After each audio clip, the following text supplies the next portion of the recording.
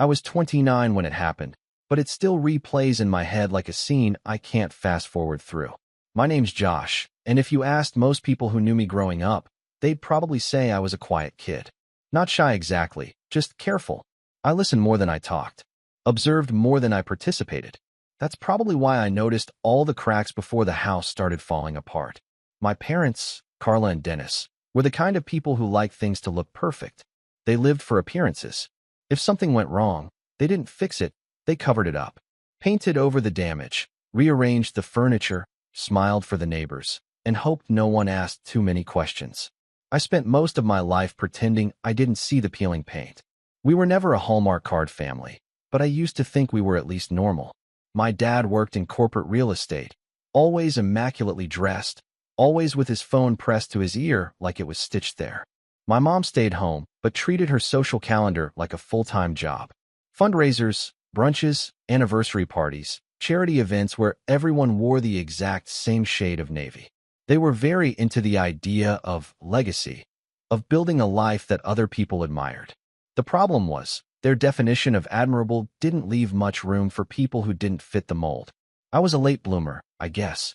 Struggled in school, didn't go to college right away, spent a couple years floating around, doing part-time work and trying to figure out what I was even good at. Eventually, I found my thing, custom woodwork, actually. Cabinets, furniture, decorative pieces. There was something grounding about it, something honest. You couldn't fake a dovetail joint. Either it held or it didn't. I liked that. By the time I turned 28, I was running my own shop with a small but steady list of clients. I wasn't rich, but I was proud of what I'd built. My parents weren't. They never outright said it, but I could see it in the way my mom would describe my work to her friends like it was a quirky hobby. Josh is doing his little woodworking thing. It keeps him busy, she'd say, waving it off like I was building birdhouses in a shed behind the house. My dad barely asked questions anymore, just offered half-hearted, "That's nice" comments whenever I told him about a big project or a client I landed. I stopped trying to impress them after a while. I figured it was just one of those things. You get older, and your parents stop understanding you. Happens to everyone, right? But then came the anniversary party. It was their 35th, and they were going all out. Rented out a private event hall, black tie, catered dinner, live music, the works. My mom sent me an invitation in the mail, even though we spoke on the phone a couple times a month. It was formal, engraved, the kind of thing you'd expect from a wedding. I actually laughed when I opened it. There was even an RSVP card with a return envelope, like I was just another guest. Still, I filled it out, checked the attending box, and mailed it back the next day. I didn't think much of it. I figured it was just another fancy event, and I was ready to play along. Put on a suit, show up, smile, shake hands, pose for photos. That was the role, right? The dutiful son. I could manage that for one night. I even offered to build them a custom gift, a carved wood portrait of the two of them, based on one of their wedding photos. It took me over 20 hours to get the detailing just right.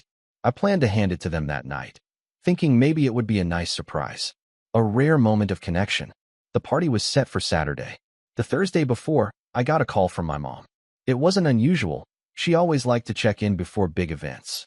She said she wanted to go over a few minor details before the party. I assumed she meant schedule or seating or something trivial, so I agreed to stop by the house after work. That's when things started to unravel. I got there around 6. My dad was in his office, and my mom led me into the kitchen like we were about to have a normal conversation. But then she glanced toward the hallway, lowered her voice, and said, "We just wanted to talk to you about something delicate." She said, "we," but it was just her speaking for a while. My dad eventually joined us, leaning against the fridge like he was trying not to get involved, but knew he'd have to back her up eventually.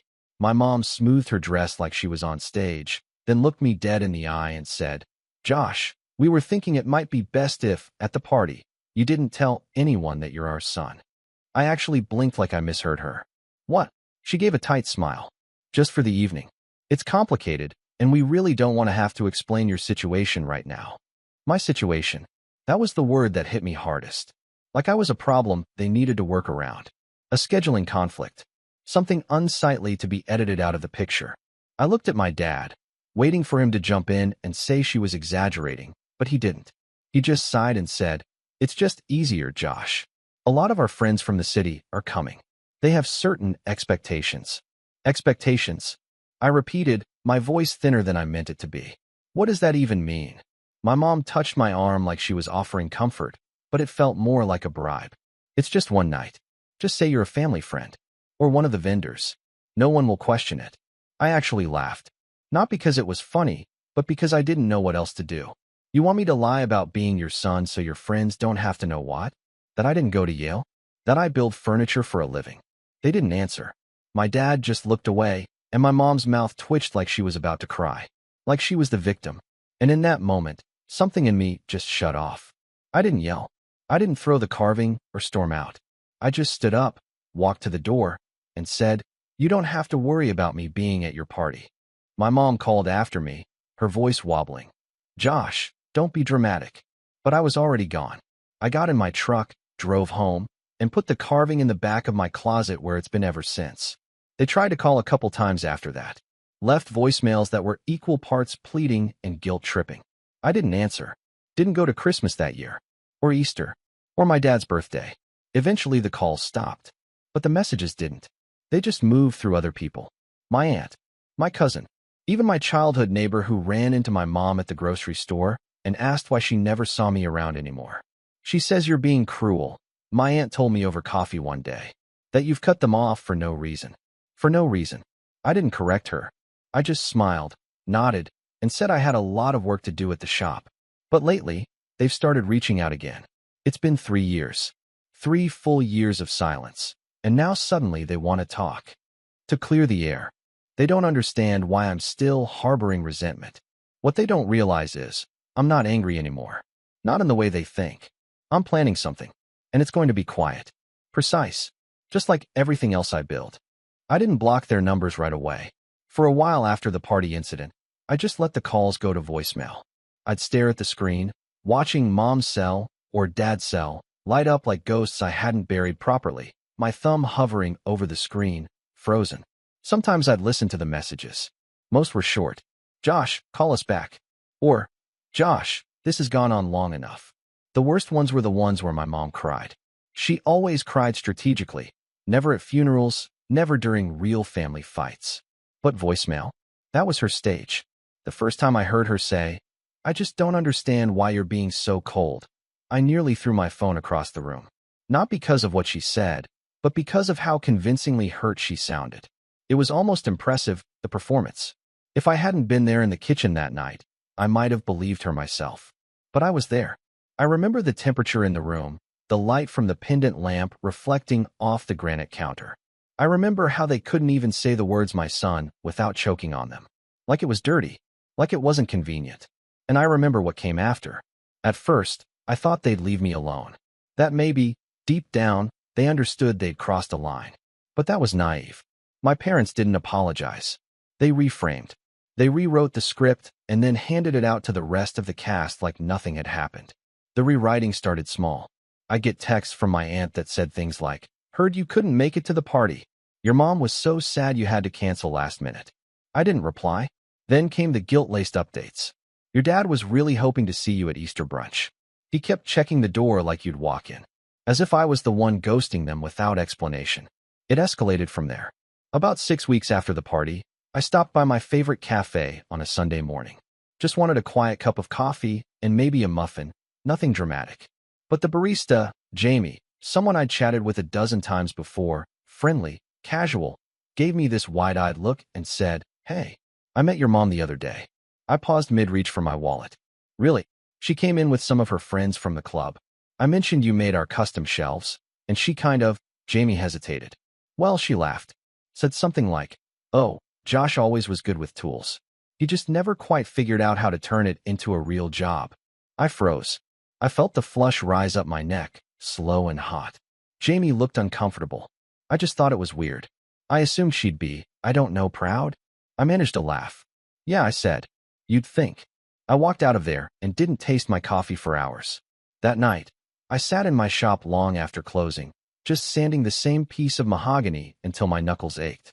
I wasn't even working on a project. I just needed something to do with my hands so I didn't punch a wall. They were embarrassed by me. Fine. That I could live with. But to mock me? To diminish what I'd built in front of strangers in my own community? That was something else entirely. I told myself I'd cut them off completely after that. No more calls. No more messages. I blocked their numbers, unfollowed them on social media, deleted our last family photo from my camera roll. I even boxed up the old family albums I'd kept, tossed them into a storage bin in the attic, out of sight, out of mind. But, of course, they didn't stop. They just changed tactics. It started with my sister, Emily. Emily and I had never been particularly close. She was the golden child, straight A's, Ivy League, married at 25 to some investment banker with a jawline you could cut glass on. She lived in a penthouse apartment in the city, posted professional family portraits like it was a competitive sport, and hosted gender reveal parties with full catering. The last time we talked one-on-one, she asked if I ever considered upskilling into something a little more scalable. She called me out of the blue one morning. I didn't recognize the number. "Josh," she said, as if we were mid-conversation. "Can we talk?" I almost hung up. "What do you want?" I said. "Mom's been crying," she said immediately. "She doesn't understand why you're freezing her out. She asked me to pretend I wasn't her son, Emily." I snapped. "At their anniversary party. Do you get how insane that is?" There was a pause. "She didn't mean it like that." I laughed, bitter. How did she mean it? She didn't want to answer questions. You know how their friends can be. They don't understand people who take unconventional paths. "That's not my problem. She says you've always been sensitive." My jaw clenched. "Right. I'm the problem." "Josh," she sighed, as if she were talking to a stubborn child. "You're punishing them." "For what?" "Not bragging about your side hustle." "It's not a side hustle," I said tightly. "It's a business. A successful one. I employ people. I pay taxes. I have repeat clients. You build things, Josh," she interrupted. "That's great. Really. But they come from a different generation. You can't expect them to understand everything." And there it was. The dismissal. The condescension. Like my life was a cute little detour from the real world. Like I was the eccentric uncle who shows up to Thanksgiving with weird gifts and stories no one listens to. I ended the call without saying goodbye. After that, I avoided every family gathering. If someone in the family had a baby, I sent a card. If someone graduated, I mailed a gift. But I didn't show up. Not because I was bitter, but because I couldn't stomach the idea of sitting across from people who saw me as a punchline in their polished lives. But somehow, my silence only made them louder. They started telling people I was depressed, that I was going through a phase, that I was struggling to find direction. My mom even told a mutual friend I'd been laid off and was working on getting back on my feet. It was like they couldn't conceive of a version of me that was okay without their approval. If I wasn't showing up for their events, if I wasn't playing the dutiful son, then I must be floundering, failing, lost. But I wasn't. I was doing better than ever. My business was thriving. I'd hired a second full-time employee, started taking commissions from out-of-state clients. A design blog featured one of my pieces in a top 10 craftsmen to watch article. I wasn't just surviving, I was building. But none of that mattered to them, because it wasn't their version of success. Then came the final straw. I got a letter in the mail. Not a call, not an email. An actual letter, on thick cardstock, hand-addressed in my mom's cursive. I almost didn't open it. I wish I hadn't. Inside was an invitation to my sister's vow renewal. She and Mr. Glassjaw were having a massive, expensive redo of their wedding for their 10-year anniversary. Destination: full weekend itinerary. Black tie optional. And at the bottom, in delicate gold script, was a line that made my stomach drop. "Please respect the couple's wishes for a child-free, vendor-only event. Family members attending in a working capacity should check in with staff on arrival." Working capacity. I read it 3 times before I even blinked. There was no mistake. It was deliberate. I wasn't being invited as a brother. I was being invited as staff. I flipped the card over. Tucked into the envelope was a small note. "Josh, Emily would love it if you'd contribute a few decorative pieces for the reception.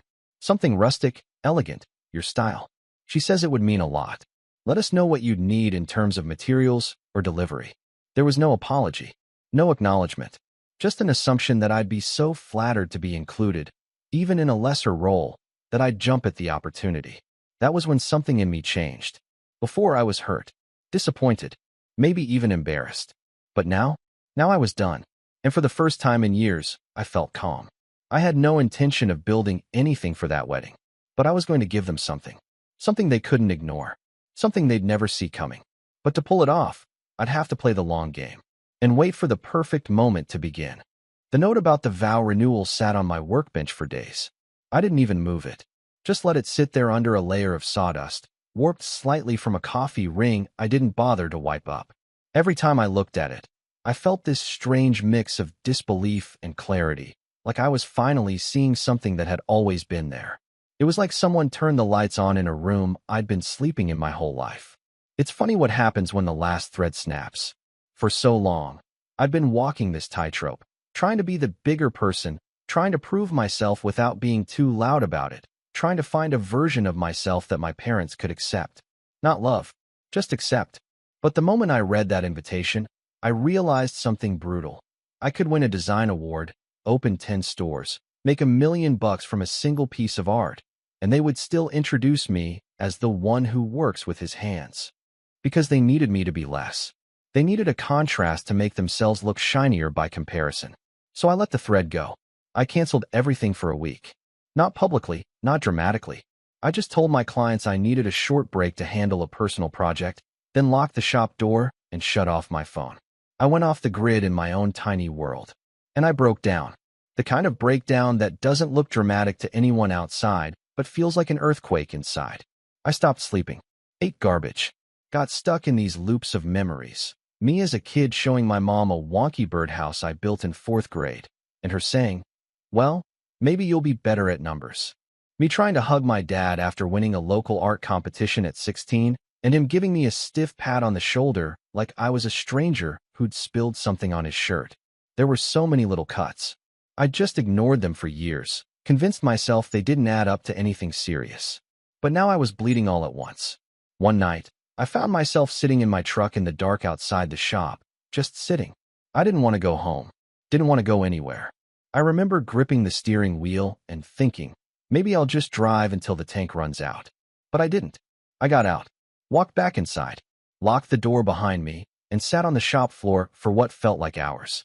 No music, no phone, just me, the smell of wood shavings, and the sound of my own breathing. I wish I could say there was some lightning bolt moment, that I suddenly stood up and knew what I had to do. But it wasn't like that. It was slower, softer, more like a tide rising around your ankles before you even notice it.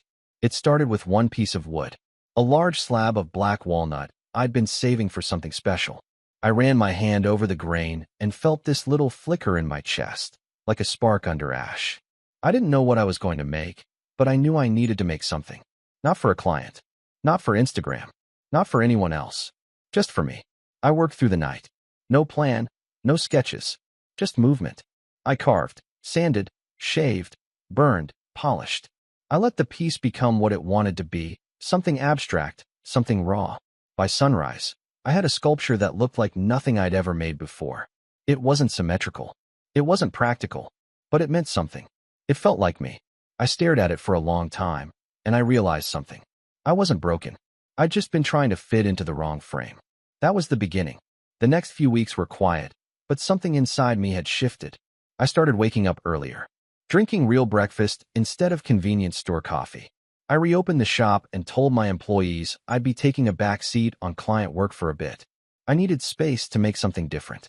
They understood. I went back to basics. Spent hours studying joints, techniques, things I hadn't revisited since my early days. I took out books, watched old videos, messed around with tools I hadn't touched in years. It wasn't about perfection, it was about rediscovery. And I made a rule. Every day, I had to make one thing that would never be sold. A spoon, a box, a carved panel, a sculpture, something that existed just to exist. It was like therapy. I didn't tell anyone about this phase. Not my friends. Not even the other artisans I occasionally collaborated with.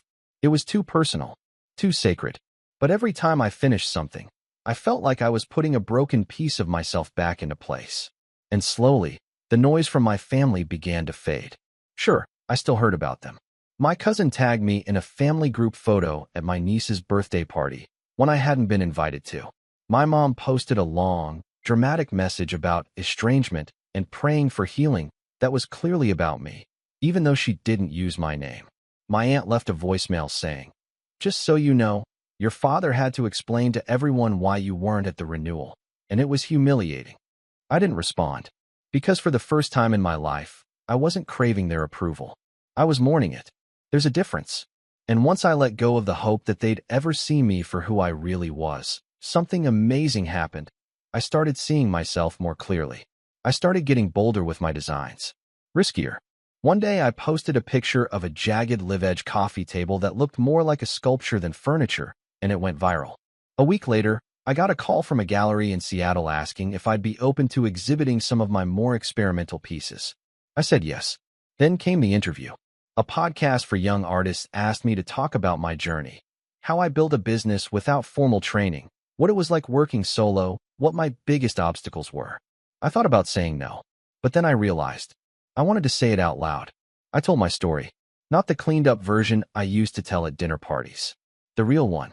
I talked about growing up in a house where creative meant directionless, where love was conditional on success, and success was defined by someone else's blueprint. I talked about how hard it was to undo those voices in your head, to stop measuring yourself against people who never really saw you in the first place. The episode got thousands of downloads. I started getting messages from other artists, other black sheep, people who felt invisible in their own families. They told me my story made them feel seen. That meant more to me than any award ever could. I started feeling something I hadn't felt in years. Peace. I wasn't healed. Not completely. There were still moments. Walking past a father and son at the hardware store, hearing a familiar song from a family vacation.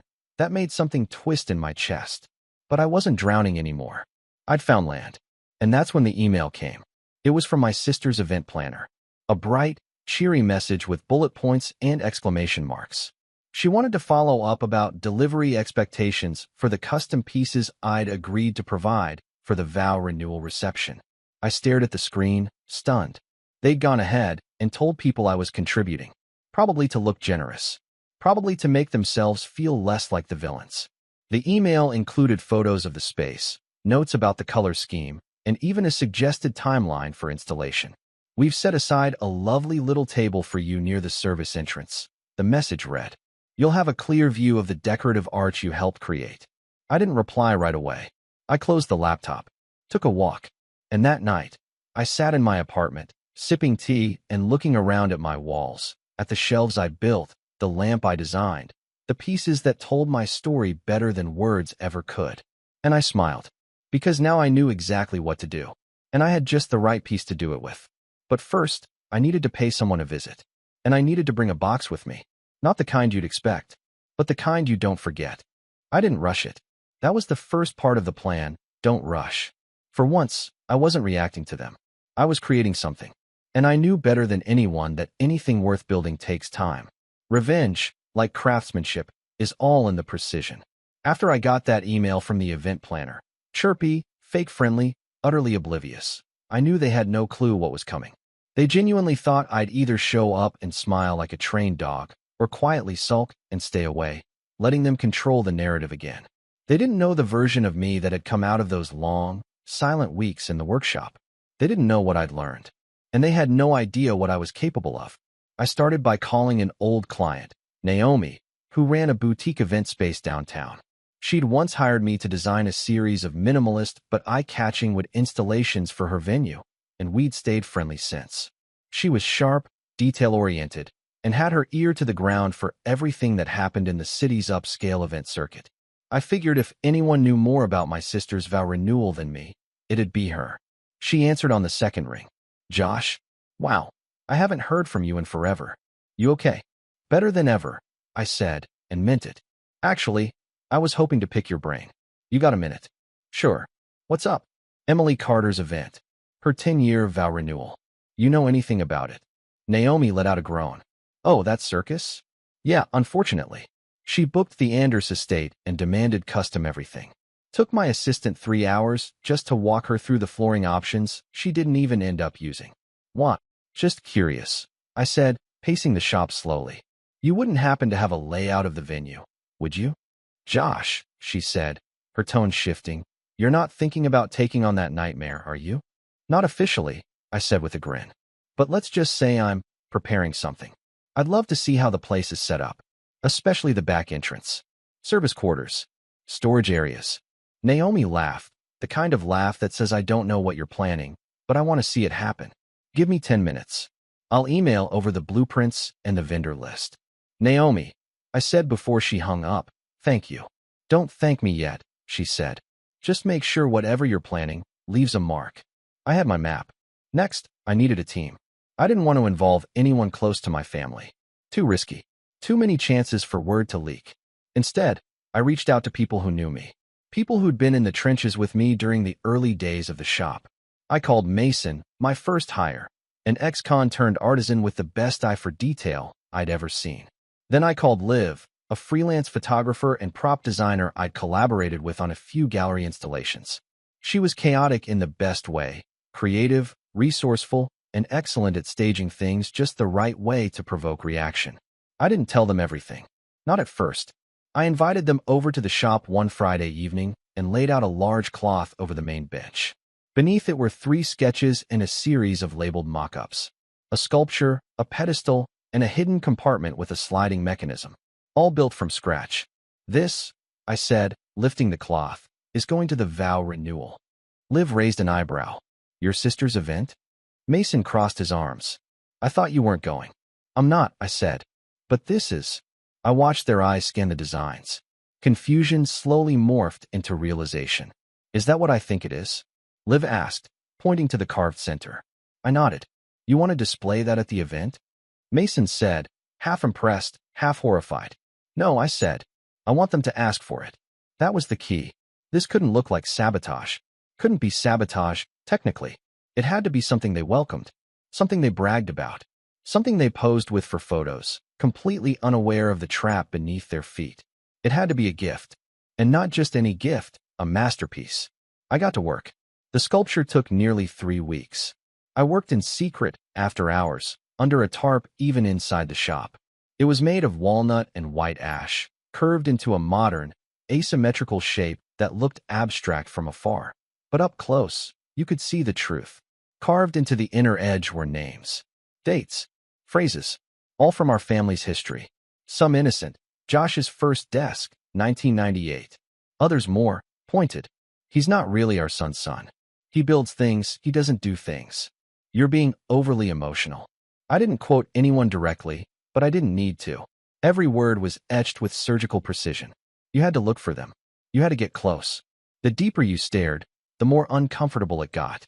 But on the surface, it looked stunning, elegant, refined, museum quality, even. I built a minimalist pedestal to go with it. Black oak with a simple plaque reading, Legacy, commissioned for the Carter family, 2025.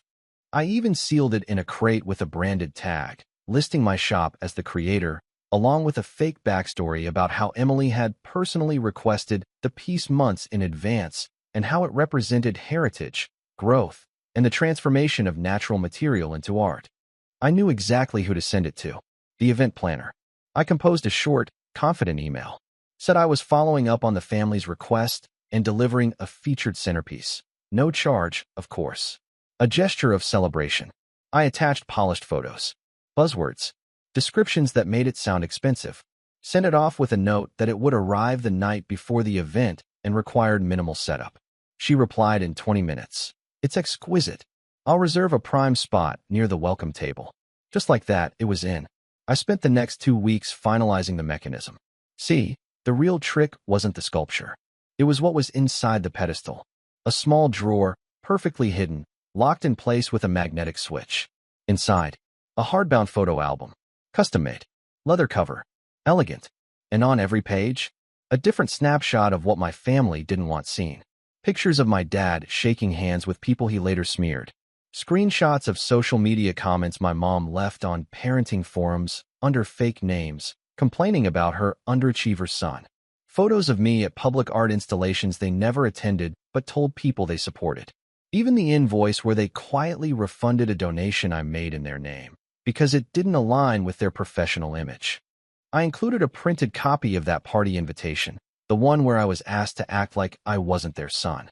I framed it like art. And on the final page, a handwritten note. This is who I am. This is who you are. You taught me to value image over truth. But I've chosen something different. I've chosen honesty. Let's see how it feels for you. I sealed the drawer, reset the magnet, and sent the sculpture on its way. The event was in 5 days. I didn't go. I had no intention of showing my face. That would have made it messy. Personal. No. I wanted this to unfold slowly, like watching a stain spread on silk. But I did send someone. Liv. She went in with a camera rig hidden in a brooch. Said she was helping one of the floral vendors, got a pass, and strolled in like she belonged there. She even wore one of the family colors, silver blue. She called me 30 minutes into the reception. They love it, she whispered. The sculpture's front and center. Your mom gave a speech about how it symbolizes strength and family legacy. I nearly choked. She's telling people you made it for them months ago. Said it's a representation of how far we've come as a family. Mason, sitting next to me in the shop, burst out laughing. I shook my head, stunned. The irony was so thick you could spread it with a chisel. And the drawer? I asked. Still sealed, she said. But there's a little kid crawling around near the base. He's been knocking on it like it's hollow. I give it 20 minutes. I hung up and waited. And somewhere, deep inside me, I felt it click. Not revenge. Not yet. But alignment. The pieces were in place. And the real show? It hadn't even started yet. The first text I got was from my aunt. It came about 3 hours after the reception was scheduled to start. Just one line. What did you do? No context. No follow-up. Just those 4 words. I didn't answer. A few minutes later came a call from an unknown number. I let it go to voicemail. 30 seconds later, another one. Then another. And then silence. For about an hour. I knew that silence. It wasn't confusion. It was coordination. They were regrouping. Liv uploaded the footage that night. Nothing public, of course. Just a private Dropbox folder labeled Inheritance.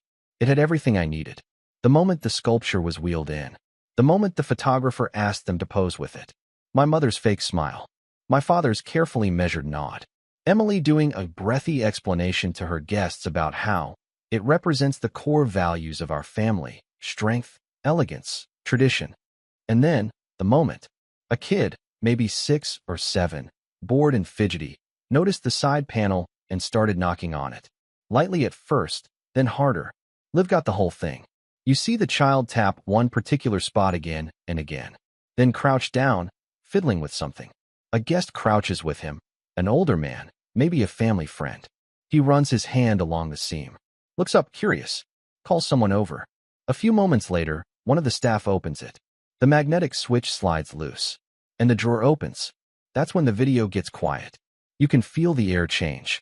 A woman leans over, picks up the album, and opens it to the first page. Her smile slowly drains. Then she flips. And flips again. Her face tells the story. By the 5th page, she glances around, then hurries over to my sister. Emily, radiant in a pale blue gown, takes the book with a polite, confused smile. Still posing for photos. Still floating on her little cloud of self-importance. She reads the first page. And everything stops. Her expression collapses. Not dramatically. Not instantly. Just wilts. Slowly. Like a dying flower. She flips another page. Then another. By page 6, she's walking briskly off camera, book clutched to her chest like a bomb. You don't see where she goes. But the whispers begin. That's the thing about events like this. They're performances. And performances depend on control. Lighting. Timing. Mood. Control the stage, you control the story. But the moment the audience senses something real, something raw, everything unravels. Within minutes, you can see guests begin to murmur. Turn to each other. Point toward the sculpture. One woman takes a closer look and visibly flinches. A man leans down and starts tracing one of the carved phrases with his finger, his eyebrows raised. Then someone snaps a photo. A few more follow. Phones come out. People start reading aloud. The phrase, "He's not really our son's son," echoes faintly through the video. And then, like a wave, you see them realize. This wasn't a tribute. This was a confession. And they displayed it. Framed it. Bragged about it. I didn't need to be there. I could feel the room folding in on itself through the screen. Liv did one final pan across the reception hall before heading out. My mother is off to the side, near the catering station, talking rapidly to 2 elderly women with horrified expressions. My father stands stiffly near the sculpture, glaring at it like it betrayed him. Someone tries to cover the pedestal with a tablecloth, but it's too late. The photos are out. The story is already leaving the room. And Emily? She's gone. I watched the footage twice. Then I deleted it. It had served its purpose. The fallout was fast and deliciously silent. That's what I'd hoped for. No screaming matches. No tear-stained apologies. Just consequences. The next day, my parents called me. I didn't answer. They tried from their landline. From burner numbers. From Emily's number. Nothing. Then came the email. Subject line, "We need to talk." The body of the message was short. "Josh, what you did last night was cruel and humiliating. You embarrassed this family in front of hundreds of people. Whatever point you were trying to make, you went too far. Please call us so we can discuss next steps. Your mother hasn't stopped crying. Dad." I stared at the screen for a while. Then I typed 2 words. Message received. And hit send. That was all. No explanations. No arguments. No emotional monologues. They didn't deserve my voice anymore. 2 days later, my mother posted a carefully crafted statement on her social media. Sometimes, even those we love can act out in hurtful ways. Families are complicated. We ask for privacy and understanding during this time. She turned off comments. But screenshots made their way around. Some of her friends sent me messages. One said, "I never knew you went through all that. I'm so sorry." Another said, "The piece was hauntingly beautiful. I don't think I'll ever forget it." And that meant more than any forced apology ever could. Emily never reached out. But I heard through the grapevine that she canceled her honeymoon. That she spent the next week ghosting every friend who was at the event. That her husband, Mr. Glassjaw, was furious she hadn't vetted the piece more closely. Apparently, his firm took some hits too. A few clients weren't thrilled to be associated with a family that publicly disowned their son and got caught lying about it. Couldn't have happened to nicer people. Meanwhile, my business exploded. I got 5 new commission requests within a week. Most from people who saw photos of the sculpture online and wanted something with similar emotional depth. A design magazine ran a feature titled "The Artist Who Exposed His Family with One Sculpture." I didn't ask for the title, but I didn't argue with it either. I was invited to do a TEDx talk. Declined. Got a grant offer. Accepted. My waiting list grew by 6 months. But none of that was the real win. The real win came on a Tuesday afternoon, about 3 weeks after the event. I was in my shop, working on a new piece, something smooth and warm, shaped like a slow breath, when there was a knock at the door. Not the main entrance. The side one. The private one. I wiped my hands, opened the door, and there was my neighbor's kid. The one who always biked past my shop on the way to school. He was holding a school project, a lopsided jewelry box, barely held together with glue. He looked nervous. "Hey," he said. "My mom said you make stuff." "Like good stuff." "I do my best," I said, crouching down. He hesitated. "This fell apart. Do you think you could help me fix it? I want to give it to my grandma." I looked at the box. One hinge was crooked. The lid didn't sit flat. But the effort was there. The intention. I smiled. "Yeah," I said. "I think we can fix it." And as I held that small, broken box in my hands, I realized something. Sometimes the best thing you can build is the version of yourself that no one ever thought you could be, even if it means breaking everything that came before. They asked me not to tell anyone I was their son. Now the world knows exactly who they are.